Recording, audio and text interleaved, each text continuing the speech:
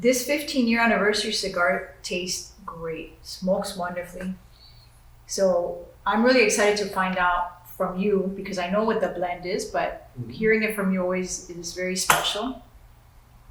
I want to find out more about it. So I guess one of the things we can start talking about is most smokers' favorite part of the cigar, which is the wrapper. Right. Tell us a little bit about the wrapper on the 15-year anniversary. Okay, this particular wrapper, it's, we had the Historia back in 2014. And I think what's special about this cigar is not only the wrapper, but also the binder. The binder that we're using is a 15-year-old Jalapa binder that we used in our original first line, remember? Yeah. I had some of that binder. The inaugural? The inaugural, right? 2009, the inaugural 2009. Wow, I didn't know that. Yeah, and I had some of these binder that, we kept for that in case we ever wanted to re-release the inaugural. So we kept some of this binder, and also the wrapper was from the original batch of the La Historia back in 2014. Oh. So we had this wrapper, now it's about, I would say probably 10, 12 years old. Now there was not that much of it because, we do use a lot of this particular wrapper, the Maduro San Andrés. Mm-hmm. So I think that's what's really unique about this particular blend. We also use tobaccos from Dominican and Nicaragua, also tobaccos that we've been aging for a long time. And we also use a second binder of this particular cigar, which is a Jalapa Seco. So we have the Jalapa binder that's 15 years old, which is a miso binder, and then we have the Jalapa Seco that we use also as a second binder. So when you're developing a blend like this, for example, and you're talking about how special the binder is, did you age that binder with a cigar like this in mind? Or do you just keep it there kind of like, hey, if something ever comes up where I might want to use this binder, Right. Tell us a little bit about that part. Did you always have this in mind or not really? Not really, I had in mind, maybe at some point, introducing the inaugural, maybe in the 15th year. But unfortunately, we didn't have enough of the wrapper, which is a very special wrapper that was grown in Ecuador. It's a special seed that was grown by ASP Tobacco, my great friend David Perez. And that seed doesn't exist anymore, that particular wrapper.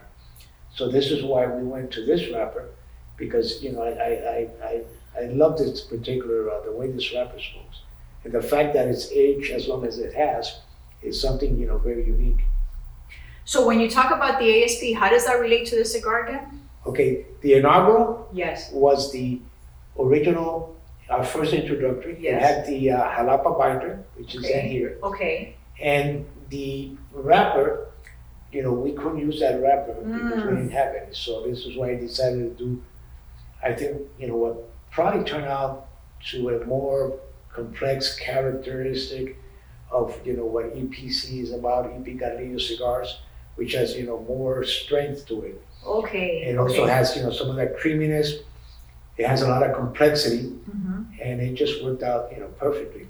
Do you keep these special wrappers aging somewhere differently than some of the other cigars? Yes, we keep all these things. We have a, right now, what we do with a lot of these tobaccos, and I've sent you pictures of, tobaccos that we've aged for 7, 8 years.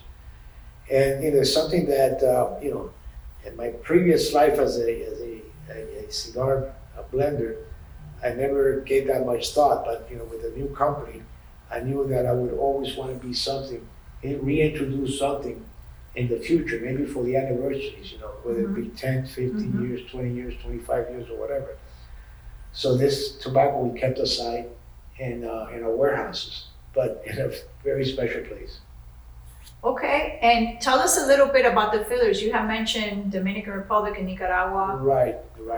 What I did with this particular blend, we used a ligero from La Canela, Corojo 99, and a ligero from Estelí, Criollo 98. I wanted to, actually with this particular cigar, we used half a leaf of each. Usually, one uses one leaf of a ligero, wherever it may be from, and then the secos and the rizos to fill the bunch. And this one I wanted to do, wanted to experiment with two different ligeros, see how those two will work together, and keep some of the strength, but also keep some of the sweetness and the spices and the pepper that each tobacco on its own gives. So the ligero, Criollo 98 from Estelí, and then the Corojo 99 from the Dominican Republic. And so how, when you go through these blends, let's say, do you think about it a lot before you actually, create the cigar itself? Do you go through a few different tries? Do you play with the fillers, the amounts that you had talked about, half a leaf? Right. Is that a pretty long process? It is a long process. It can take anywhere, realistically, it can take up to a year to come up with something like that. If you really want to do it right, and if you want to really, come up with something that is going to be special, it does take, a long time to do. The minimum that we work on a blend is anywhere from 4 to 6 months before we decide if it's going to be something that, we want to put out as, as one of our lines or maybe for a private label or whatever. So it does take a long time. It's not something that, you just put tobaccos together and it comes through. It has happened, but it's not the norm. How many times do you think you smoked this before you finally realized this is what you were looking for? Well, this is a process. What I do when I make a blend, we make 50 cigars and we smoke them throughout minimum of 30 days before we decide this is what we want to do or not. And this is why it takes so long. Maybe after 30 days, you're finding that this is not what you're looking for. So you have to start over again and, tweak the tobaccos. Maybe instead of using a whole leaf, use half a leaf of, a riso or a seco.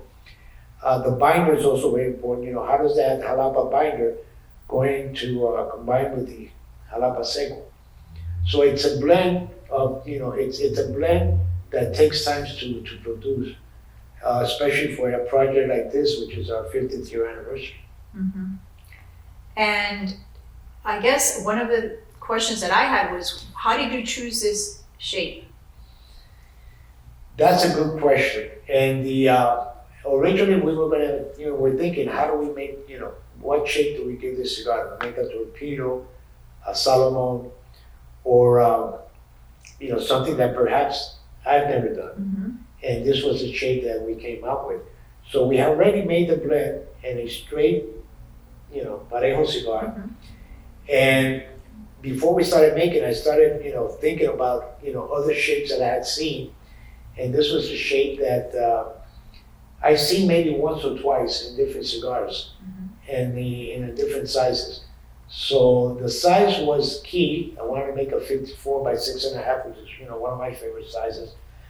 And I want to give it a little bit different shape in the head. This is why we came up with this shape. Yeah, I know that. So we have the molds made, Yeah. especially for this cigar. Oh, okay. The wrapper is oily. It's beautiful. So the best rollers roll the cigar, right? Yes, we have about, I would say, right now we have about 90 cigar makers. And we have about, I would say probably about 50 of them that have been with us over, 5, 6, 7. Mm-hmm. We have people that have been with us 15 years from the beginning. So this particular cigar is made by 2 pairs. And 4 people, 4 people. right? Yeah. The 2 bunchers and then the 2. And the 2 rollers, right? Mhm. And these people, we started with this way back, but we decided to make this 15 years. So those 2 are basically the only 2 people making the cigar. And they've been with us now. One has been with us about, I would say about 12 years, and the other one probably about 13, 14 years. Mm-hmm. So they're very experienced cigar rollers. They've been with us for a while. And, we entrusted this special project to them. Does the roller have more responsibility than the buncher? Well, with this particular cigar, both. I Mhm. think the buncher is very important, but also the roller.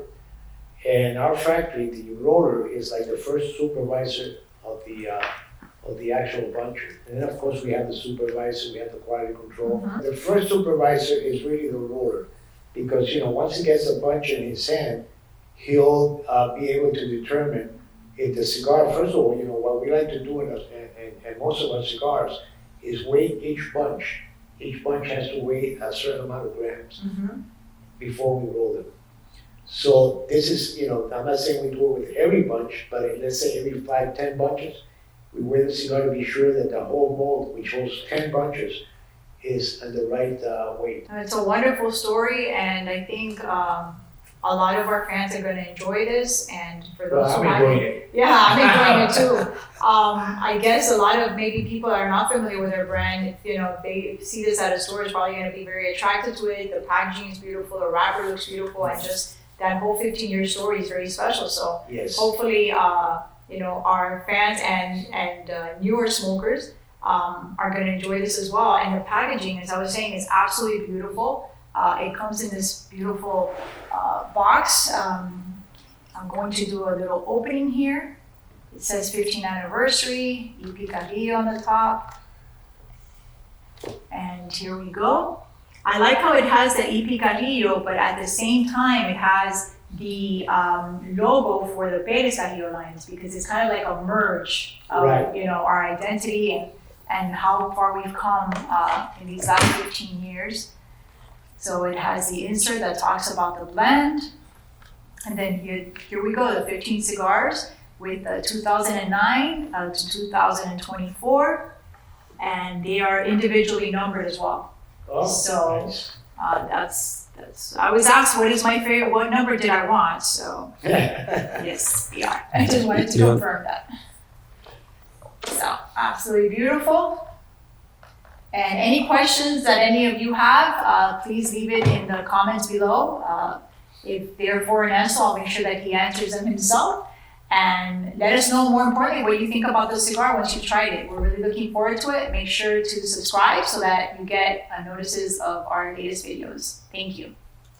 Thank you.